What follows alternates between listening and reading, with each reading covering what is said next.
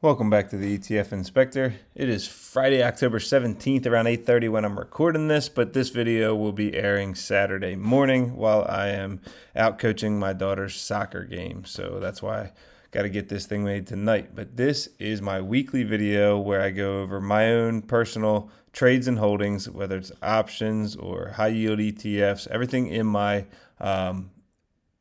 taxable trading account. So if you watch any of my videos, you'll hear me talk about a couple of different things. Sometimes stuff's in my 401k, so you never see it in these videos. So I only make this video on my taxable trading account because that's the only one I can trade options in.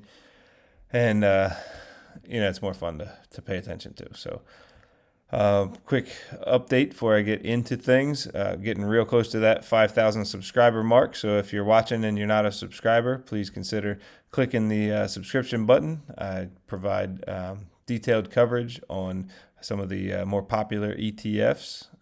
Sometimes I don't always, I always cover the same stuff, but then when something new comes out, I will make a special video specific to that. Like when we did a deep dive into blocks, we've done a deep dive into WPay, things like that, JEPI and JEPQ.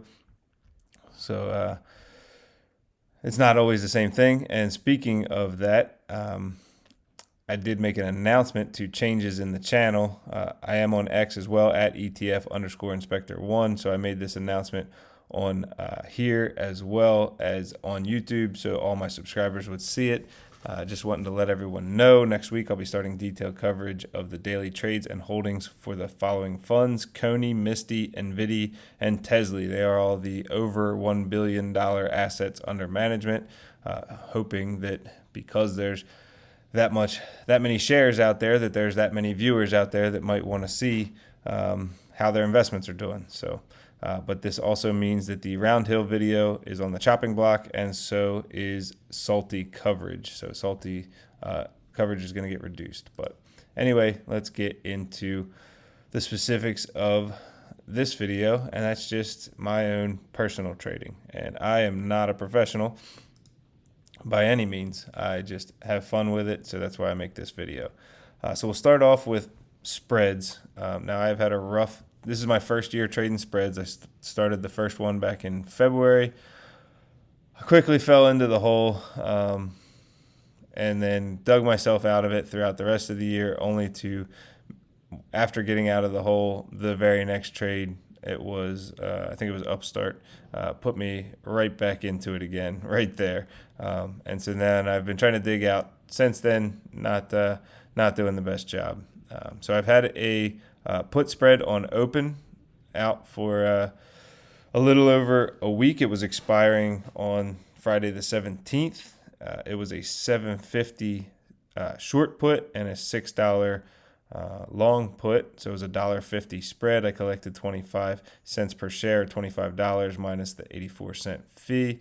Well, that I ended up rolling the whole put spread today, Friday, when you're watching this video yesterday, because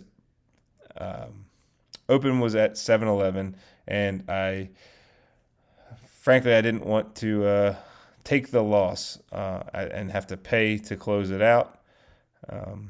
So because there is so much volatility within this fund, I was actually able to roll it down and still get a credit. So I did have to pay 49 cents per share to close it out, but I was able to collect 53 cents a share to roll it. So I'm really not making any money, like $2. But the point was to get it down to a lower strike. So now it's still a $1.50 put spread, but it has just adjusted down to a $7 short put and a $5.50 long put. So at the end of the day, the previous week's trade shows up as a loss because I collected 25 cents and paid 49 cents, but because I then rolled it collecting even more, overall it is still in the positive. And so we'll see how next week goes. It's actually, I rolled it out 2 weeks to the end of October. Generally, if I was just selling puts, I'd just let it get assigned. But since it was a put spread, that wasn't the case. I'd have to pay to close it out. I did not have $700 to take assignment on the put that was in the money. So that's the first one. Next, I got a wheel strategy going on a few different things. Now, I did get assigned these. I had a put out there that got assigned at 1950 on Bitto. I immediately went out selling covered calls on it for 20. They expired, and then I collected a dividend. And then, as you can see, Bitto tanked. So now I'm not able to sell covered calls. I don't want to sell it below what I got assigned for and take a loss. So now I'm just sitting on these shares. I got 100 shares sitting on them. I'm pretty sure that they're a monthly payer, so at least I'm getting dividends. But the point was definitely to sell options on them. So looking for that stock price to come back up a couple of dollars, so I can, not stock price, it's a fund price, but so I can get back to selling calls. All right. So I didn't take any action this week. Just going over everything that's in the account. Next, I sold puts that expired Friday at $11 on CorMedix, CRMD. I sold them back a month ago in September. Collected a decent amount of premium, 65 and 80 cents per share on those, and I was doing fine the whole time until this last week. So if we look at the month, they were fine, and then on the 9th, they dropped below $11 for the very first time in the entire span that I had the option sold for. And so I got assigned those. So now I've got 200 shares of CorMedix at $11 that I will need to start selling calls on. And of course, CorMedix couldn't stay around 11. It drops all the way down to 10. But Monday, we'll see what kind of movement we get and what kind of premium we can get selling an $11 call.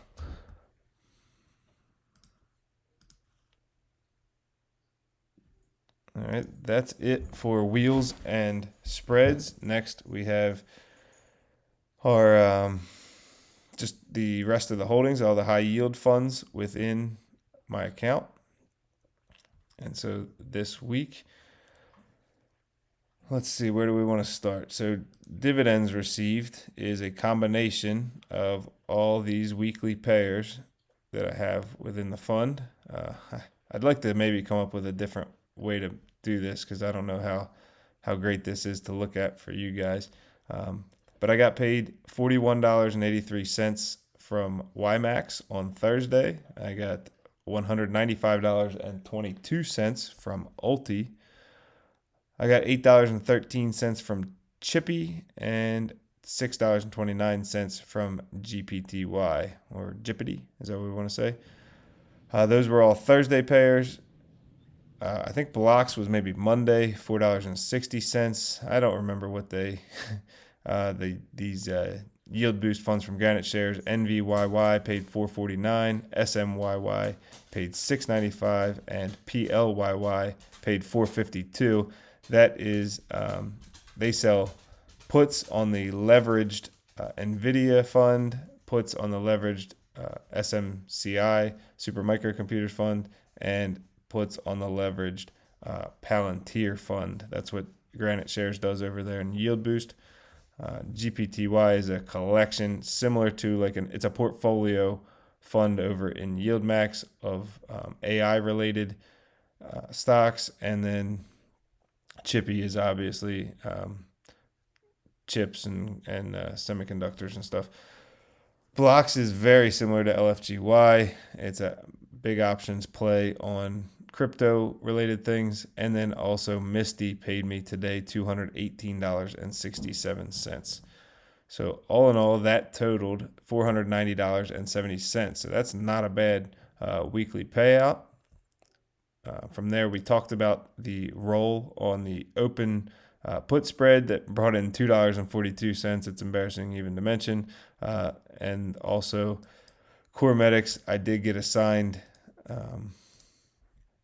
200 shares at $11 a piece. So even though this isn't a loss, but money did go out. So I'll count it when I sell them. I'll show it as money coming in. So money going out, the money was on hold anyway. So all in all, and that actually did not include that. So money went out on the account this week for sure, $16.97. Not to mention everything dropping in share price. Now there's also a 931 here for Ulti. So what we had here, I was selling put spreads, or not put spread, just a put on Ulti. It expired Friday the 17th. It was a $5.50 one. I collected 10 cents a share. The first time I sold it, obviously, I had to roll that. I didn't have to, but the way I look at it now, if I roll it, then it's basically like 100 shares getting a 9 to 10 cent dividend. So I paid 34, I collected 44, so roughly 10 cents minus the fees. It was like $9.30 some cents. So that comes out to 9.3 cents per share. That's just like getting the distribution. So I don't mind rolling 100 share put on Ulti and keeping on collecting 9 to 10 cents because it's just like owning the shares. All right, so that's where that 931 came from. Now, when we take a look at my holdings, in yellow are things that I added to this week. So I bought more shares of basically everything except for Chippy and GPTY. I'm buying things that are below my average. Now, GPTY did end just a little below my average, but all the rest are way below. So as you can see, cost basis on Ulti is $5.95. YMAX is $13.56. Misty is $18.18. Share price is at $11. That's hurting a lot. Blocks $26.13 is my cost basis, and then my 3 yield boost funds from Granite Shares. I got 18 shares of each of them. I'm just now starting out with them, just very small position.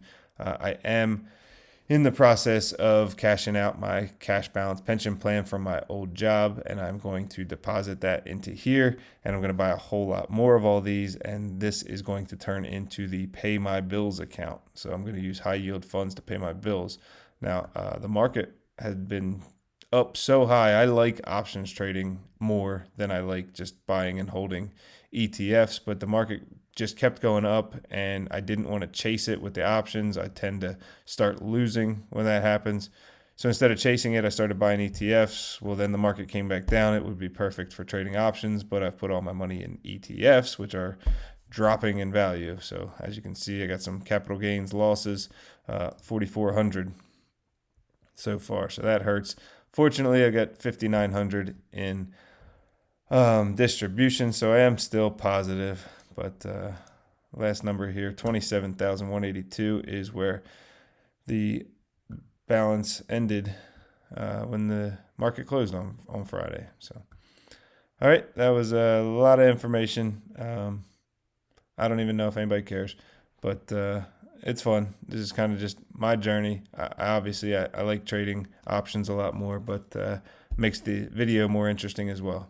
So, all right, I got a dad joke for you. I like telling dad jokes at the end of my videos. I'm a dad. I got 3 young girls, so I like making kids laugh, and you guys probably do too. So 96% of my viewers are males, so we probably got lots of dads in the audience, and you're probably going to want to use this one because this one's pretty good. So thanks for watching. Appreciate all the likes, shares, comments, feedback, everything. And so here's a dad joke for you before you go. So New York is the exact opposite of Minnesota, because New York is where the Big Apple is, and Minnesota is where Minneapolis.